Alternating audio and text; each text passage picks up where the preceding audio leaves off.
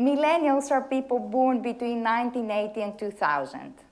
This talk is about therapists, but we know that therapy can't be cut off from the world in which it exists. It is part of the bigger socio-political picture.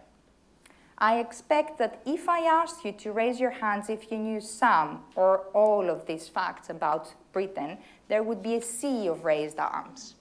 So let's take a minute to look at these.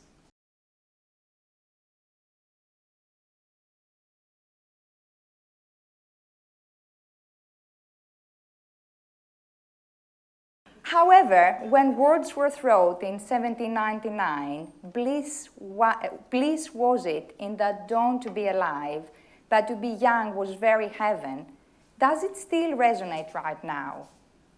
Our elders' view of us, the millennials, is of a vain, lazy, entitled generation, the scourge of modern times, who only care about our selfies and social media personas.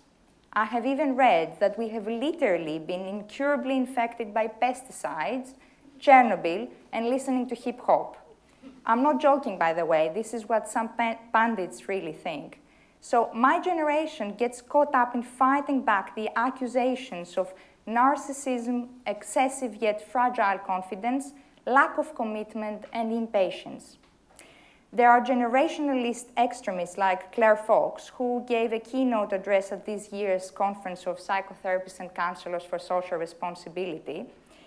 Fox sees millennials as hypersensitive and entitled, thin-skinned little emperors as the result of a spoiled upbringing by baby boomers. And she goes on to give psychological advice to parents and governments that there are to be no more spoiled generations. In this atmosphere, how can we follow our dreams, open our wings, reach our full potential, and move away from an IKEA lifestyle that gives an impermanent mindset? The psychotherapy perspective on these things concerns how millennials have unconsciously internalized these attacks and criticisms. How does it affect our performance as psychotherapists and counselors? I can't be 100% sure, but I haven't seen this discussed anywhere. On the other hand, and maybe there is a psychotherapeutic explanation here as well, millennials, and specifically women, can claim that we are driving major political changes internationally. This is the awkwardly named Youthquake, an ugly neologism given its potential destructive associations. Never mind that Oxford dictionaries awarded it Word of the Year for 2017.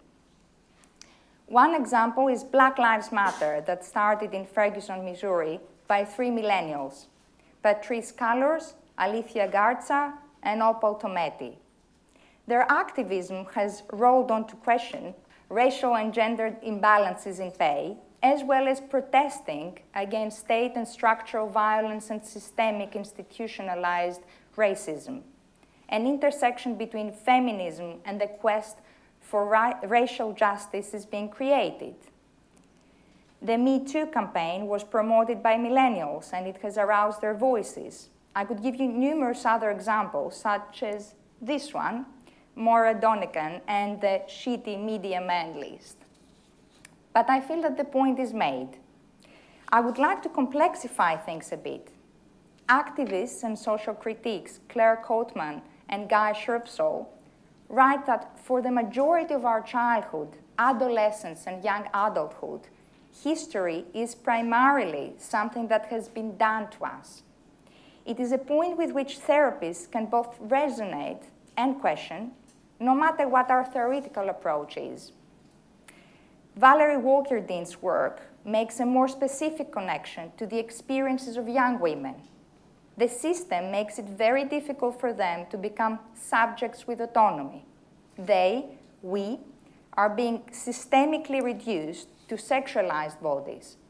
I can't see how the psychotherapy profession can completely escape this net. Now, thinking about men deciding for women, I will now talk about baby boomers speaking for millennials in the psychotherapy and counseling professions. At this point, I want to think not only about the demographics of our professional bodies, but how they impact on our decision-making processes. Unfortunately, none of the three big UK therapy organizations have recently published age-related membership statistics. Nevertheless, when asked by me, they cooperated and gave the information you can now see on the screen.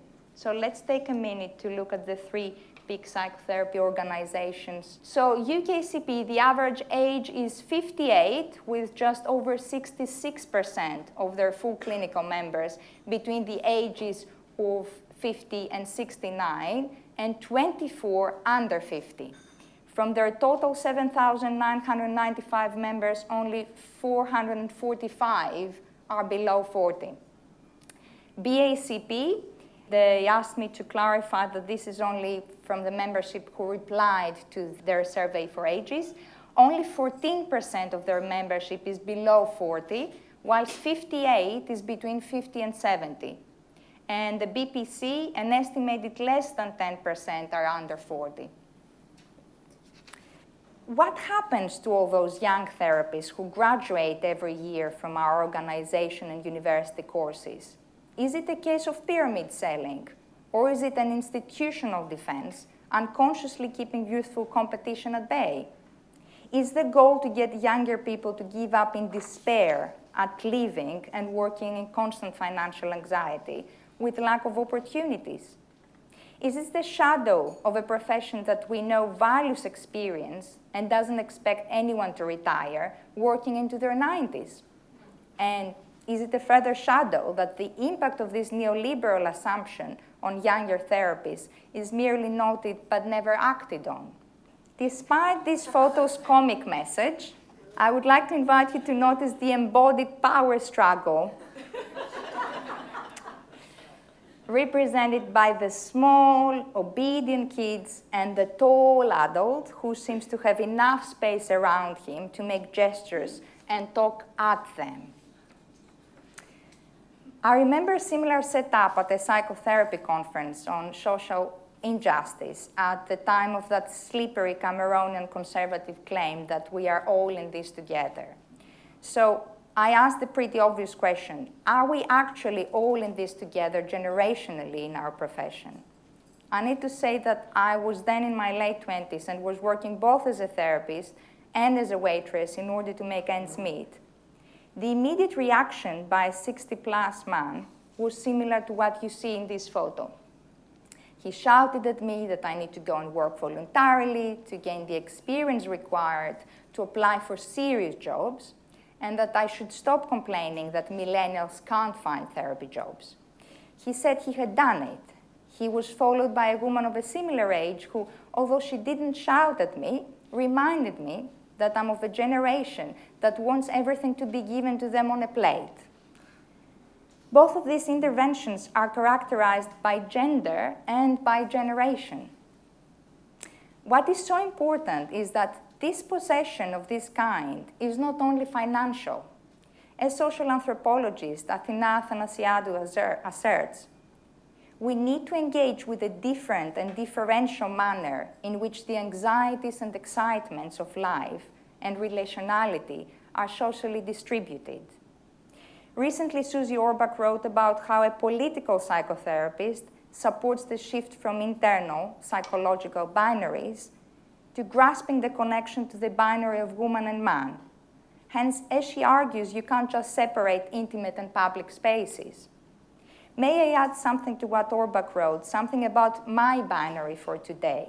Inside our psyches, there are the binaries of young and old, child and parent, early and mature. But this internal state of affairs cannot be split off from what is happening in society, in the now. Orbach continues by saying that if fragility is the defining feature of our times, it is also what we therapists have always dealt with.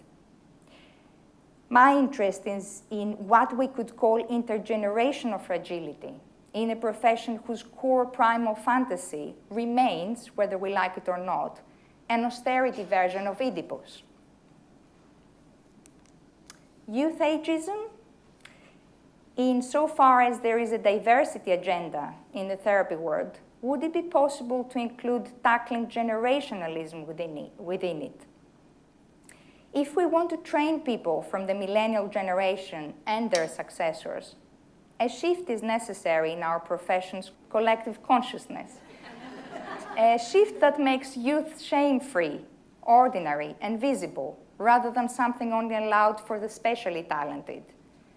Deprivation, exclusion, discrimination, punishment against young therapists play into and reinforce the whole range of polarizing dynamics from which we suffer.